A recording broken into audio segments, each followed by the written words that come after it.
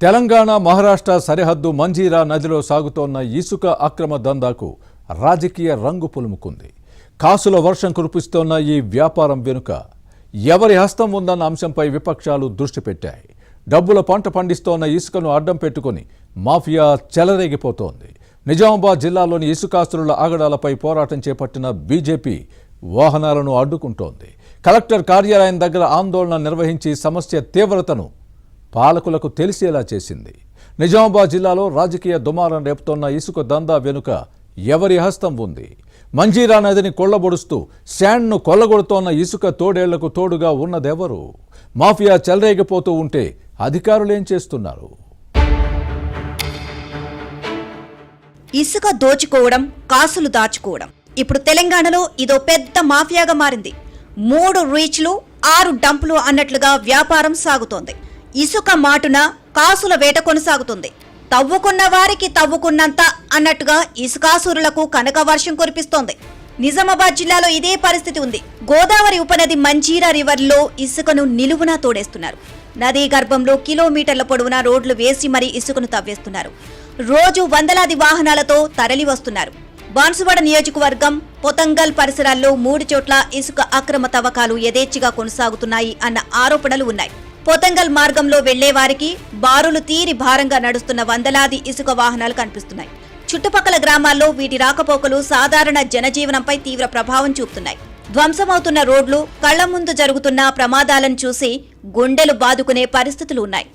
వర్ని దగ్గర ఇసుక lorry RTC బస్సును ఢీకొన్న ఘటనలో 18 మంది గాయపడ్డారు. దీనిని బట్టి పరిస్థితి ఎలా ఉందో అర్థం చేసుకోవచ్చు.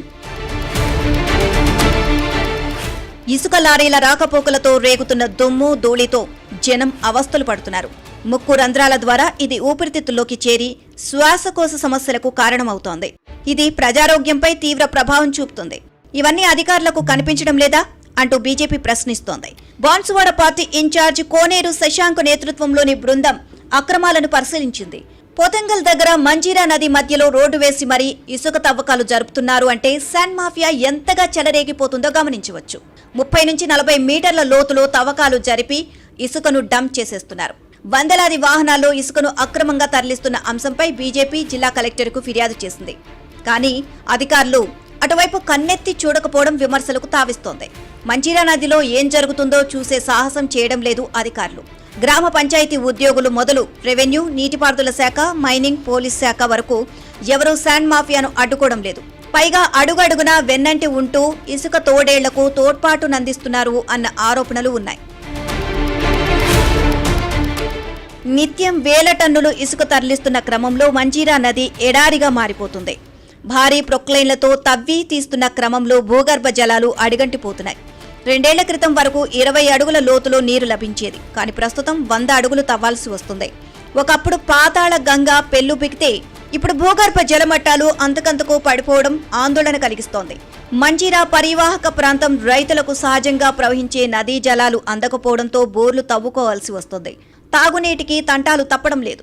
ప్రజాహితం కోరే పాలకులకు ఇవి కనిపించడం లేదా? ఈ ప్రాంత జనఘోష వినిపించడం లేదా అని విపక్షాలు ప్రశ్నిస్తున్నాయి. ఇక బాన్సువాడ నియోజకవర్గంలో కొందరు నాయకులు ఇసుక దందాలో ఆరితేరారు. ప్రభుత్వ అవసరాలు అంటూ బినామీ పేర్లతో తాత్కాలిక అనుమతులు తీసుకుని ఏకంగా నదిని తోడేస్తున్నారని వినిపిస్తోంది. గ్రామ, మండల స్థాయి నాయకులు వాహనాలు నడుపుకుంటూ వాటాలు తీసుకుంటూ అక్రమ దందాను కాపాడుతున్నారు అన్న ఆరోపణలు లేకపోలేదు. జిల్లాలోని కొందరు ముఖ్య నేతలు శాండ్ మాఫియాకు సహకరిస్తున్నారు అన్న ప్రచారం జరుగుతోంది.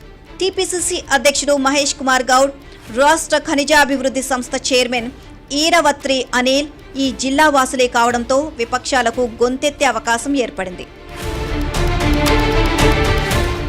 నిజామాబాద్ జిల్లాలో ఇసుక అక్రమ దందాపై లోకం కోడై కూస్తున్నా ప్రభుత్వ పెద్దలు స్పందించకపోవడం అనుమానాలకు తావిస్తోంది. మాఫియాపై ఫిర్యాదు చేసినా అధికారులు పట్టించుకోవడం లేదు అన్న విమర్శలు ఉన్నాయి. వీరి తీరును జనం తప్పుపడుతున్నారు. నిత్యం కోట్ల రూపాయల ఇసుక అక్రమంగా తరలిపోతున్నా అధికారులు కన్నెత్తి చూడడం లేదు అంటే ఎవరి వాటాలు వారికి అందుతున్నాయి అన్న ఆరోపణలు లేకపోలేదు. పరువు పోతున్నా, చెడ్డ పేరు వస్తున్నా పాలక ప్రముఖులు ఎందుకు పట్టించుకోవడం లేదు అనే ప్రశ్నలు తలెత్తుతున్నాయి. శాండ్ మాఫియాను అరికట్టేందుకు ప్రభుత్వం ఇప్పటికైనా చర్యలు తీసుకుంటుందో లేదో చూడాలి.